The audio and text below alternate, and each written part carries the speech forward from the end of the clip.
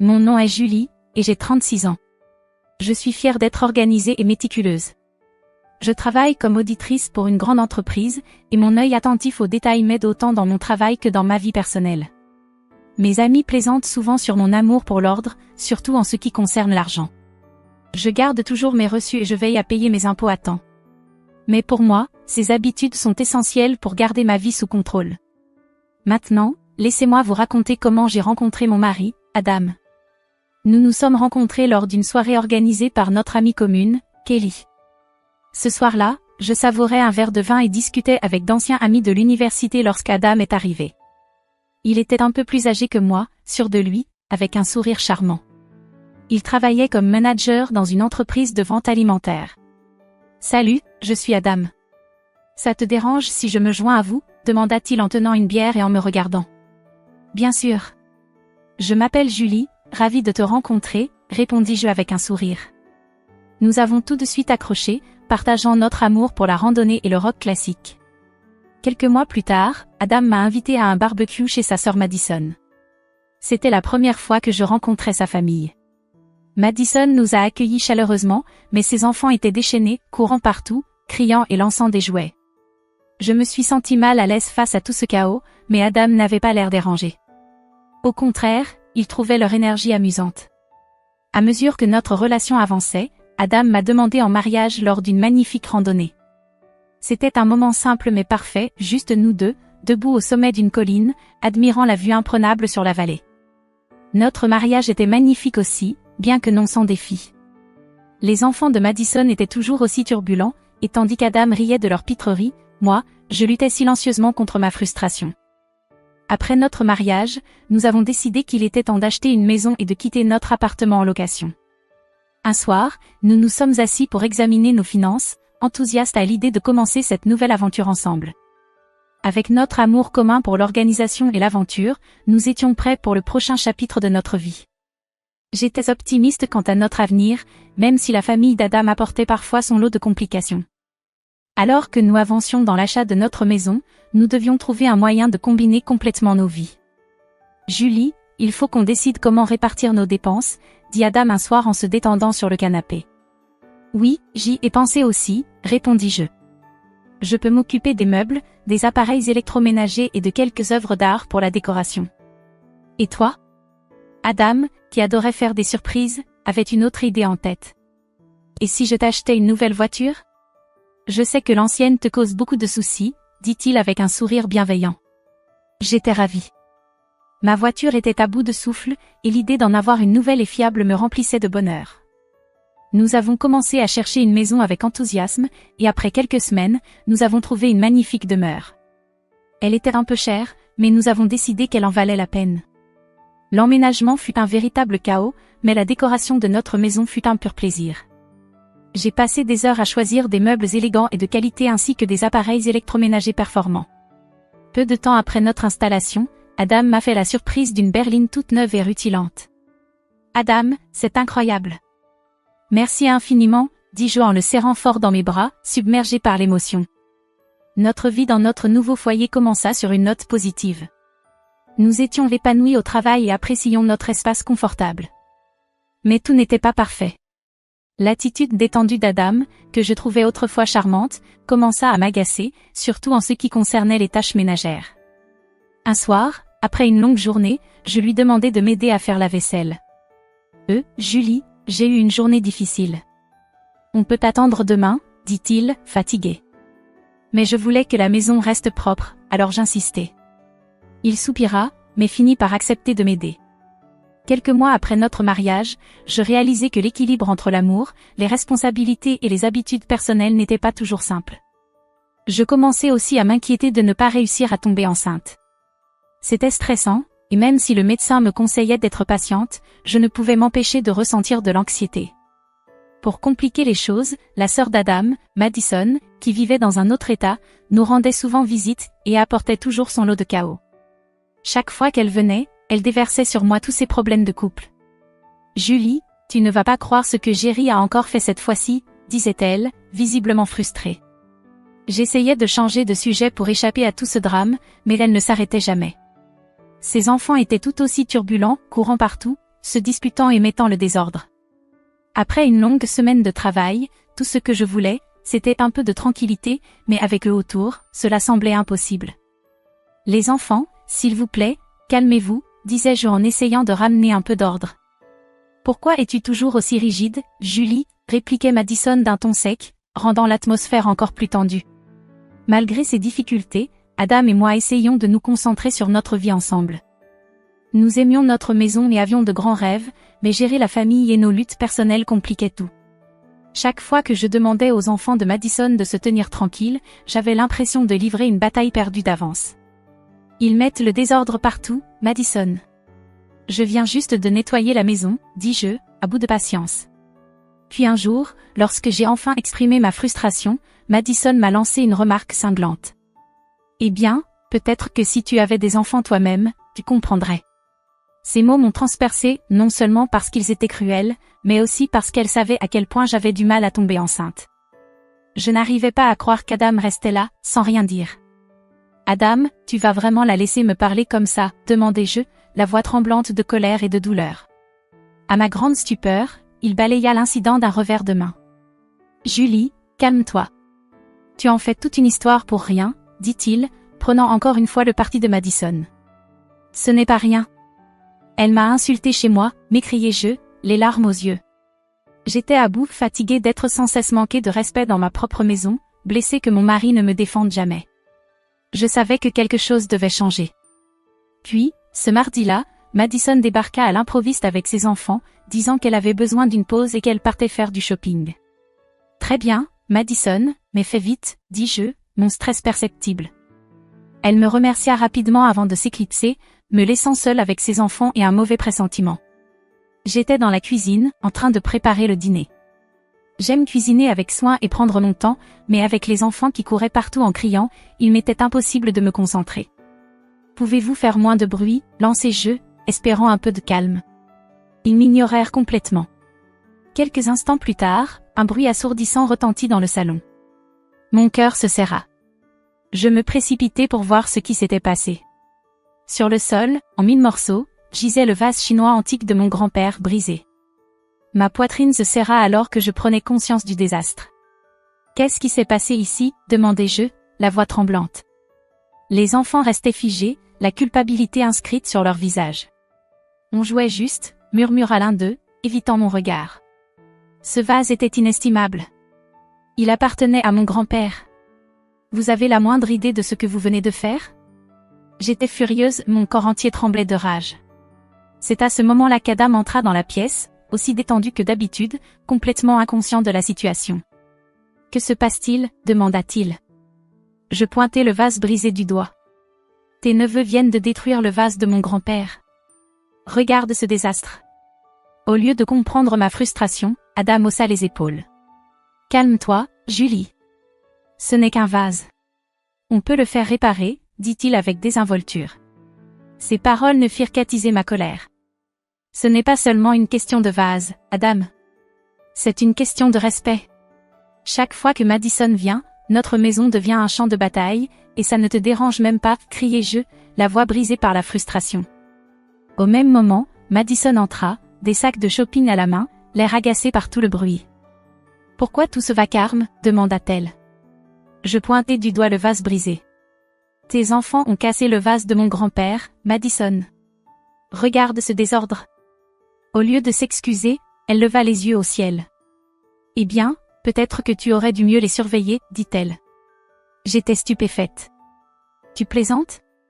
Ce sont tes enfants, Madison. »« Je ne devrais pas avoir à les garder, » répliquai-je, bouillonnant de colère. Adam soupira et secoua la tête, visiblement agacé. « Tu exagères, Julie. »« Laisse tomber, » dit-il. C'en était trop. J'avais atteint ma limite. J'exagère ? J'en ai assez. Je suis fatiguée d'être traitée comme si je ne comptais pas dans ma propre maison. Enfin, je me défendis, déterminée à changer les choses.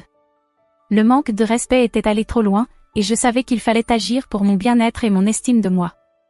Les larmes me montèrent aux yeux tandis que je criais, mais Adam resta là, silencieux et impassible. Madison, en revanche, affichait un sourire satisfait, comme si elle avait gagné. Submergée par la colère, la douleur et la trahison, je réalisais que je ne pouvais plus continuer ainsi. Je quittais la pièce en furie. Supporter Madison et ses enfants avait déjà été épuisant pendant des mois, mais rien ne m'avait préparé à ce qui allait suivre, la bombe. Le lendemain matin, Adam était assis à la table de la cuisine, mangeant son toast avec désinvolture. Puis, comme s'il parlait de la météo, il lâcha une bombe. « Julie, je dois te dire quelque chose. Madison divorce, et elle va emménager chez nous avec les enfants pour quelques mois, dit-il. » Je faillis laisser tomber mon café. « Tu es sérieux ? Notre maison est déjà un chaos quand ils viennent juste pour une journée.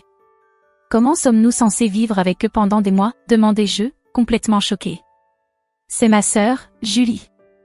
Elle a besoin de notre aide. Tu devrais être plus compréhensive, répondit-il, me regardant comme si j'étais déraisonnable.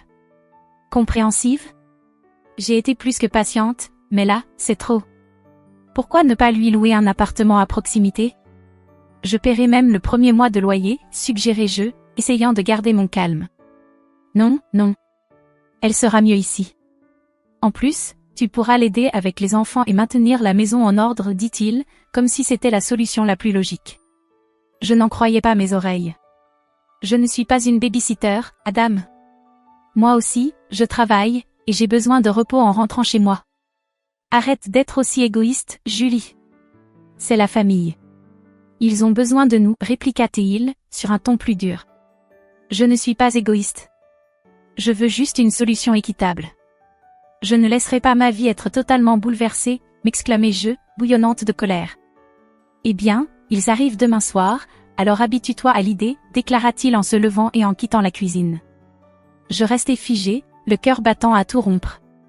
Je me sentais trahie. Le lendemain matin, toujours furieuse après notre dispute, je me réveillai avec une seule pensée en tête, je ne pouvais plus vivre comme ça. Je m'habillai pour aller travailler et aller chercher mes clés de voiture, mais elles avaient disparu. Déconcertée, j'appelai Adam. Il répondit d'un ton calme, trop calme. J'ai pris la voiture. Elle est à moi, tu te souviens ? Je vais la donner à Madison pour qu'elle puisse l'utiliser avec les enfants, dit-il avec désinvolture. J'étais sous le choc. Tu donnes ma voiture à Madison ? Tu es sérieux ? Ce n'est pas ta voiture, Julie.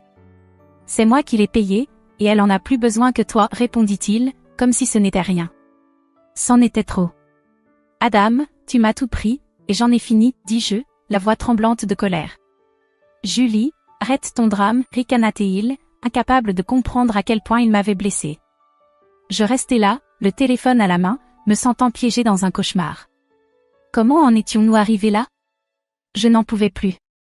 Résolue, j'appelai une société de déménagement. Bonjour, j'ai besoin d'une équipe pour déplacer des meubles et des appareils aujourd'hui. C'est urgent, dis-je. Quelques heures plus tard, les déménageurs sont arrivés. Je leur ai fait faire le tour de la maison, en leur montrant tout ce qui devait partir. Prenez tout, les lits, les canapés, le lustre, même les robinets de la salle de bain. À mesure qu'ils transportaient chaque meuble dehors, je me sentais plus légère. Voir la maison se vider m'apportait un étrange soulagement.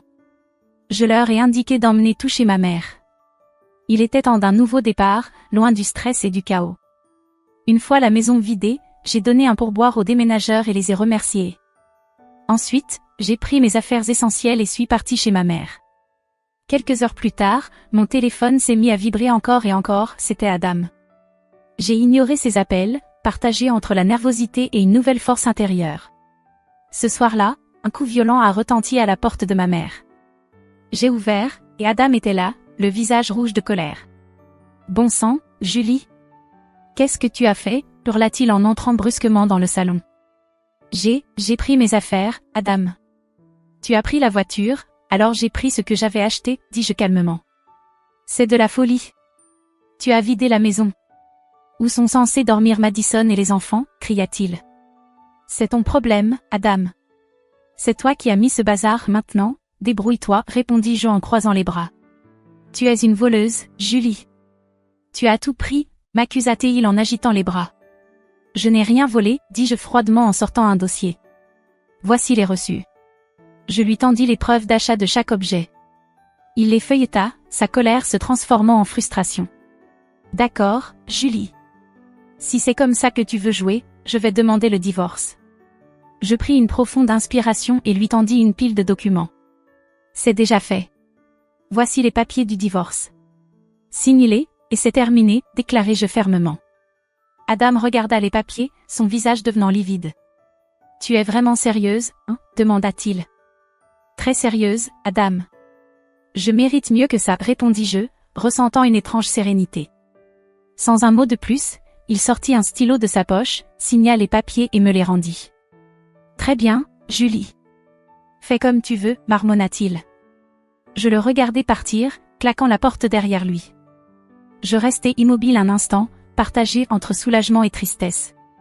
C'était fini. Au fond de moi, je savais que j'avais pris la bonne décision. Ce soir-là, je me suis assise avec ma mère et lui et tout raconté. Elle m'a écouté patiemment, puis m'a serré dans ses bras. Julie, tu as traversé tellement d'épreuves. Il est temps de penser à toi et à ton bonheur, dit-elle avec douceur. Merci, maman. J'ai juste besoin de temps pour tout remettre en ordre, répondis-je, sentant un énorme poids se dissiper. Au cours des jours suivants, j'ai commencé à m'adapter à ma nouvelle vie, à organiser mon espace chez ma mère et à réfléchir à l'avenir.